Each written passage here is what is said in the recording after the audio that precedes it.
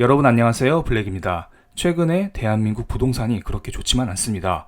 그리고 부동산의 상징인 강남도 가격이 떨어지고 있다는 소식이 들려오고 있습니다. 그래서 제가 강남 중에 강남인 반포로 가봤습니다. 고속터미널 바로 옆에 레미안 퍼스티지라는 아파트가 있는데요. 전통적인 부자들이 살고 있다는 동네입니다. 요즘에는 강남에 신축이 많이 생겼기 때문에 레미안 퍼스티지가 상대적으로 덜 신축으로 보일 수 있겠지만 과거에는 독보적인 신축으로서 시세를 리딩하는 단지 중 하나였습니다. 물론 지금도 잘 나가는 것은 맞습니다. 어쨌든 이 아파트에서 하락 실거래가 발생했다는 소식이 있습니다.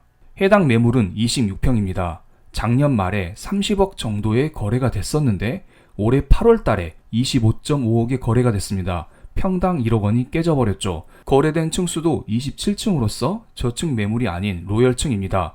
어떻게 보면 한국 부동산 자체가 작년 말에 피크를 치고 떨어지고 있는 추세이기 때문에 이러한 하락 실거래가는 당연하다고 생각할 수도 있는데요. 많은 사람들이 그래도 강남은 버티겠지 이런 생각을 하고 있었는데 강남도 이제는 버티지 못하고 강남 중에 강남인 반포마저 하락하고 있다고 보시면 됩니다. 그런데 어떤 분들은 한강뷰는 아직 괜찮을 거야. 한강뷰 프리미엄이 있잖아. 한강에 대한 수요가 많아. 이러한 생각을 하실 수도 있습니다.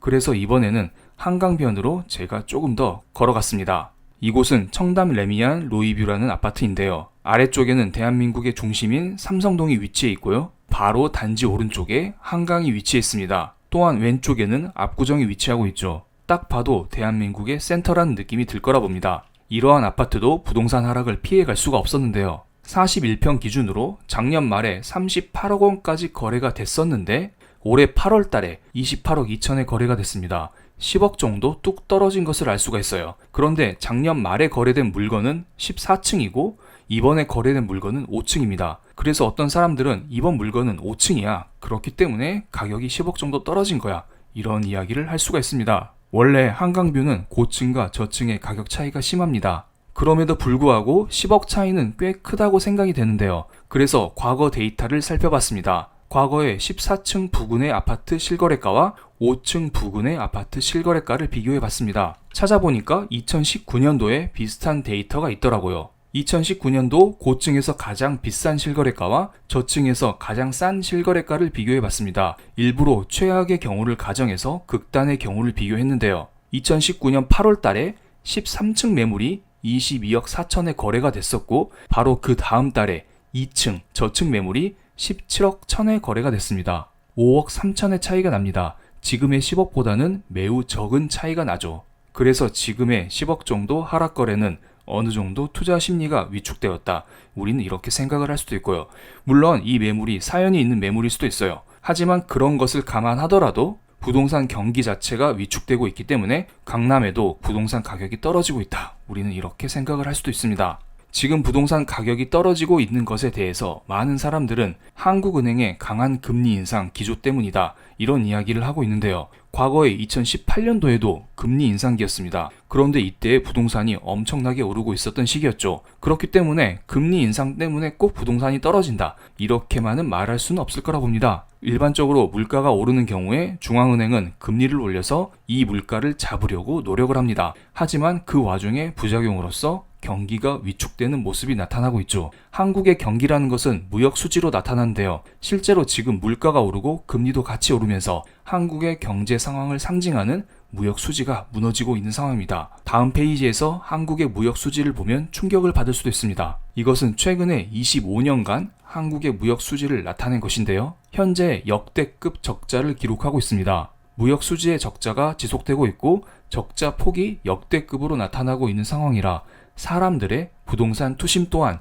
처참하게 무너지고 있는 상황입니다. 실제로 과거에 2018년, 2017년도 금리 인상기 때에는 한국의 무역 수지가 오히려 피크를 찍었었던 시기였습니다. 그렇기 때문에 이때에는 금리가 올라갈지라도 사람들은 경기 회복에 대한 기대감을 가지면서 부동산이 계속 오를 수 있었던 것입니다. 지금 단순히 금리를 올렸다고 해서 부동산이 떨어지는 게 아니라 물가 상승, 금리 인상과 함께 벌어지는 경기 침체가 한국의 부동산을 떨어뜨리고 있는 것입니다. 조금 더 이해를 돕기 위해 1960년대부터 현재까지의 한국의 무역 수지를 정리해봤습니다. 우리 1997년 IMF 기억하시죠?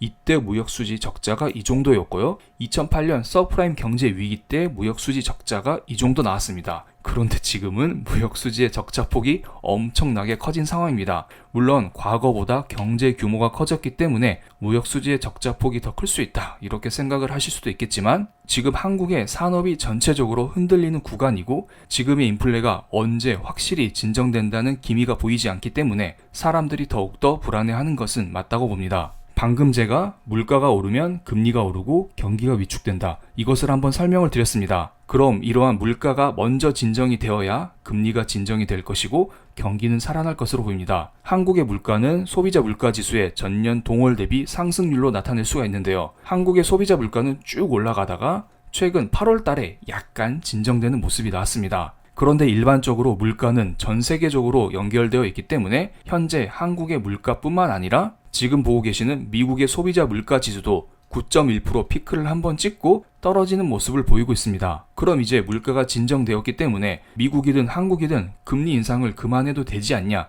이런 이야기를 할 수가 있는데요. 하지만 다들 아시다시피 파월 연준 의장은 최근에 잭슨홀 미팅에서 우리의 목표치인 2%에는 한참 부족하기 때문에 금리를 더 올려서 물가를 잡아야 해, 이런 말을 하고 있습니다. 그래서 현재 내년도 금리 인하를 기대했었던 사람들이 쏙 들어가 버린 상황이죠. 미국이 강경한 금리 인상 발언을 이어가고 있는데 어찌 한국이 나홀로 금리 인상을 멈출 수 있을까요? 한국의 통화 정책에 대해서는 최근에 이창용 총재의 발언을 통해서 알 수가 있습니다. 잭슨홀 미팅에서 파월 연준 의장뿐만 아니라 이창용 한국은행 총재도 연설을 했습니다. 연설 직후 기자들과 인터뷰에서 나눈 이야기를 잠깐 살펴보겠습니다. 한국의 통화정책은 미국 연준의 통화정책으로부터 완전히 독립된 것은 아니다. 그러니까 연준이 금리를 올리면 한국도 금리를 올릴 수밖에 없다는 것이죠. 한국은행이 미 연준보다 먼저 금리 인상을 시작했지만 인상을 먼저 종료하기는 어려울 것이라고 말했습니다. 연준은 2022년부터 금리 인상을 하면서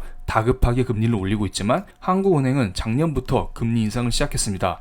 그래서 천천히 올릴 수가 있겠죠. 하지만 먼저 금리 인상을 시작했을지라도 연준보다는 먼저 금리 인상을 종료하기는 어렵다. 이것을 다시 한번 강조하고 있습니다. 그러니까 미국 따라간다는 이야기입니다. 한국은 가계부채가 심각하기 때문에 빅스텝, 자이언트 스텝 이런 것들을 마구마구 하기에는 어려워도 미국이 금리를 올리면 조금이라도 따라가겠다는 의지를 보이고 있는 것입니다. 현재 어설프게 금리 인상을 철회했다가는 지금보다 더 큰 환율 급등이 나올 수도 있기 때문에 우리는 더더욱 미국을 따라가야 할 것으로 보입니다. 이것은 앞서 설명드린 물가가 오르면 금리가 오르고 경기가 위축된다. 이것을 다시 한번 가져왔습니다. 그런데 경기가 지속적으로 위축이 되면은 이러한 경기를 살리기 위해서 중앙은행은 다시 금리를 내려야 될 수도 있습니다. 그러니까 물가가 잡히지 않았지만 경제 위기급으로 경기가 확 꺾여버리면 금리를 다시 내릴 수도 있고요. 파월 연준 의장이 애초에 말한 대로 물가가 잡히게 된다면 금리를 내릴 수도 있겠죠. 그렇기 때문에 물가가 떨어지는 속도도 중요하지만 금리 인상으로 인하여 미국 경제가 언제 어떻게 꺾이는지 이것을 파악하는 것도 매우 중요합니다. 이것은 파란색 미국의 소비자 물가지수와 검은색 실업률을 나타낸 것인데요. 일반적으로 소비자 물가지수가 오르면 후행적으로 실업률이 올라가면서 경제 위기가 왔습니다. 2001년 IT 버블 때에도 소비자 물가지수가 먼저 올라가고 따라서 실업률이 올라가면서 경제 위기가 왔었고요. 2008년 서프라임 경제 위기 때에도 소비자 물가지수가 먼저 올라가고 후행적으로 실업률이 올라가면서 경제 위기가 왔었습니다. 하지만 2020년 코로나 경제 위기는 특이한 상황이기 때문에 예외로 하겠습니다. 그리고 최근의 흐름을 보면 소비자 물가지수는 이렇게 급증하고 있는데 실업률이 따라서 올라오고 있지 않습니다. 7월달 미국의 실업률은 3.5%였고 8월달에는 조금 오른 3.7%를 나타내고 있습니다. 어느 정도 실업률이 찔끔 올라갔다고 볼 수가 있는데 극적으로 올라간 수준이라고는 볼 수가 없습니다. 그렇기 때문에 데이터가 좀 더 쌓이는 것을 지켜볼 필요가 있고요. 이렇게 소비자 물가지수가 오르는 형국에서 미국 경제지표가 이런 식으로 계속 좋게 나오면 금리 인상은 당분간 지속될 수 있을 거라 봅니다. 그럼 반대로 물가가 떨어지기를 기다려야 되겠죠. 그렇기 때문에 물가가 떨어지든 미국의 경제가 망가지든 이 둘 중 하나의 흐름이 나오기를 우리는 지켜보면서 부동산을 조금 더 관망해 보는 것은 어떨까, 이러한 생각이 듭니다. 어쨌든 지금은 혼돈의 시기이기 때문에 당장 부동산이 반등한다, 이것을 기대하기는 무리일 거라 봅니다. 그럼 오늘 영상 여기서 마치겠습니다. 감사합니다.